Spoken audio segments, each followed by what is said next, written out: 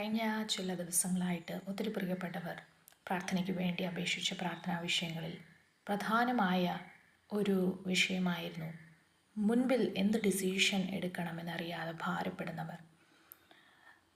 വിദ്യാഭ്യാസത്തോടനുബന്ധിച്ച് ഇനി ഏത് കോഴ്സ് ചെയ്യണം എന്നറിയാതെ പ്രാർത്ഥനയ്ക്ക് വേണ്ടി അപേക്ഷിച്ച ഒത്തിരി പ്രിയപ്പെട്ടവരുണ്ട്. അതുപോലെ തന്നെ ജോലി ഏത് ഫീൽഡിൽ ചെയ്യണം, എപ്രകാരം ഒരു ജോലിയിലേക്ക് സ്റ്റെപ്പ് എടുത്ത് വെക്കണം എന്നറിയാതെ ഭാരപ്പെടുന്ന ചിലർ പ്രാർത്ഥനയ്ക്ക് വേണ്ടി അപേക്ഷിക്കുവാനിടയായി തീർന്നു. പല മേഖലകളിൽ റെസ്യൂംസൊക്കെ കൊടുത്തിട്ടുണ്ട്, എന്നാൽ എന്ത് ചെയ്യണമെന്നറിയാതെ അവരായിരിക്കുന്നു.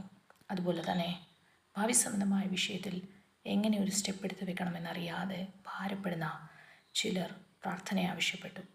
കർത്താവിൻ്റെ ആത്മാവ് എനിക്ക് നൽകിയൊരു വചനം ഇങ്ങനെയാണ്. സങ്കീർത്തനം 32-ാം വാക്യത്തിൽ ഇങ്ങനെ വായിക്കുന്നു: ഞാൻ നിന്നെ ഉപദേശിച്ച് നടക്കേണ്ടുന്ന വഴി നിനക്ക് കാണിച്ചു തരും.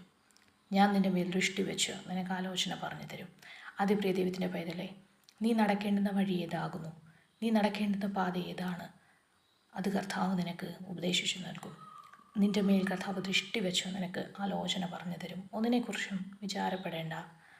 യെശയ്യാ പ്രവാചകൻ്റെ പുസ്തകത്തിൽ പ്രകാരം ഒരു വാക്യം നമുക്ക് കാണുവാൻ കഴിയുന്നുണ്ട്: നീ ഇടത്തോട്ടും വലത്തോട്ടും തിരിയുമ്പോൾ വഴി ഇതാകുന്നു, ഇതിൽ തന്നെ നടന്നുകൊള്ളുവീൻ എന്നൊരു ശബ്ദം പിറകിൽ നിന്ന് കേൾക്കും.